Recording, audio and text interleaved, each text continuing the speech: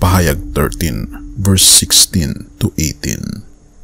Sa pilitang pinatatakan ng ikalawang halimaw ang lahat ng tao sa kanilang kanang kamay o sa noo, maging sila'y dakila o hamak, mayaman o mahirap, alipin o malaya, at walang maaring magtinda o bumili malibang sila'y may tatak ng pangalan ng halimaw o ng bilang nakatumbas ng pangalan niyon. Kailangan dito ang karunungan. Maaring malaman ng sinumang matalino ang kahulugan ng bilang ng halimaw sapagkat ito'y bilang ng isang tao. Ang bilang ay 666. Maraming mga kakaibang mga pangyayari ang mangyayari sa ating mundo bago ang katapusan ng mundo. Ang mundo ay gumagalaw. Ang lipunan ay nagbabago. Ang mga kultura ay nag-iiba ng anyo. Ang lahat ng mga ito ay patungo sa iisang direksyon. Ito ay patungo sa lipunan na tinatatag ng Antikristo. Tignan mo, kaibigan, kung ano ang nangyayari sa ating mundo.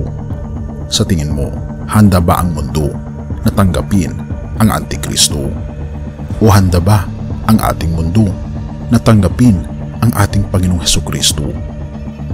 Ang ating mundo ay sobrang handa na tanggapin ang marka ng kaaway na 666 dahil kung ating mapapansin, napakaraming mga bagay na sumasang-ayon sa plano ng Antikristo sa huling kapanahunan.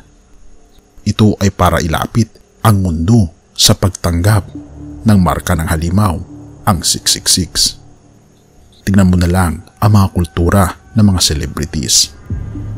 Ang mga celebrities ay sila ang mga tinitingala ng mga tao at sinusundan kung ano ang kanilang mga sinusuot, kung ano ang kanilang lifestyle, kung sino ang kanilang pinupuri.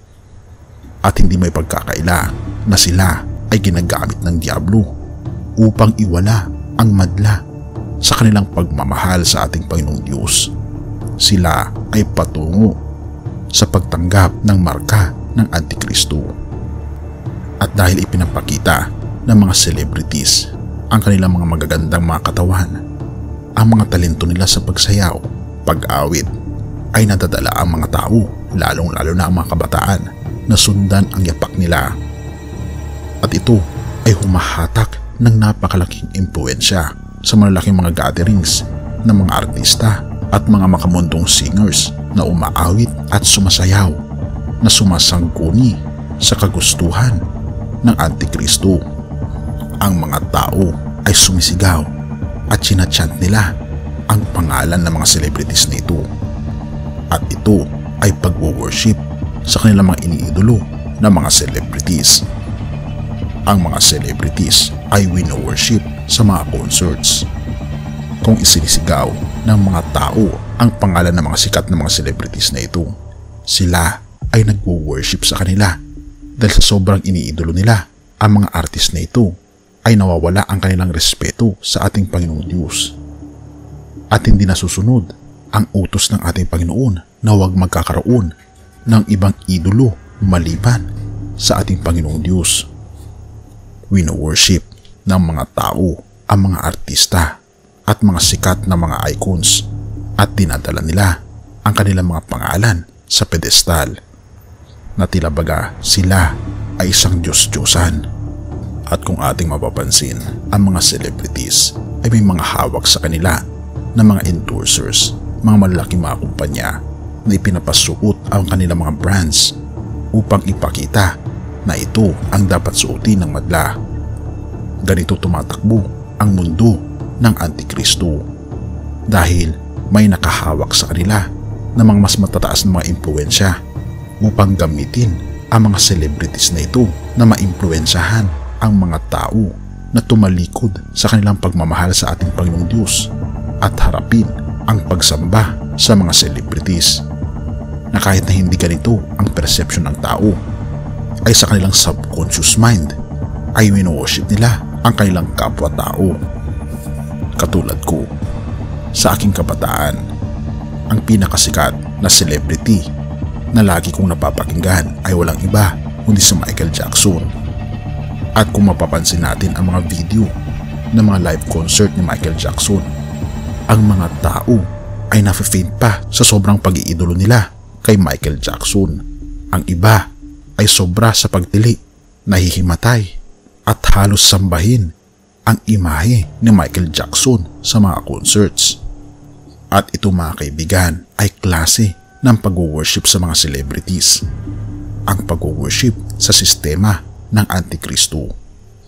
At kung isipin mo kaibigan, kung ang mga celebrities na ito ay natanggap nila ang marka ng halimaw, at dahil sa impluensya nila ay hindi kaya matatanggap din ng mga tao ang marka ng halimaw.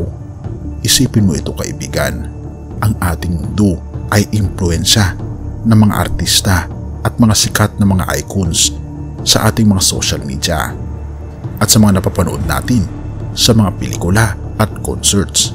Pinapatakbo ng entertainment industry ang kanilang agenda na i-focus ang pagkontrol sa kaisipan ng madla. At ito ang sinasabi ng banal na kasulatan na tayo mag-ingat mga kaibigan, sapagkat sa huling kapanahunan ay gagawa si Satanas ng lahat ng kaparaanan upang iwala maging ang mga Kristiyano. Roma 6 verse 17 to 19. Mga kapatid, nakikiusap ako sa inyo, mag-ingat kayo sa mga pasimuno ng mga pagkakampi-kampi at sanhi ng pagtalikod dahil sa pagsalungat nila sa aral na tinanggap ninyo. Iwasan ninyo sila. Ang mga taong gayon ay hindi naglilingkod kay Kristo na Panginoon natin, kundi sa pansariling hangarin.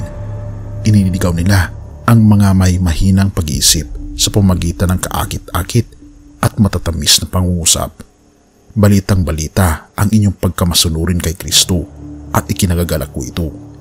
Ngunit nais kong maging matalino kayo tungkol sa mga bagay na mabuti at walang muwang tungkol sa masama.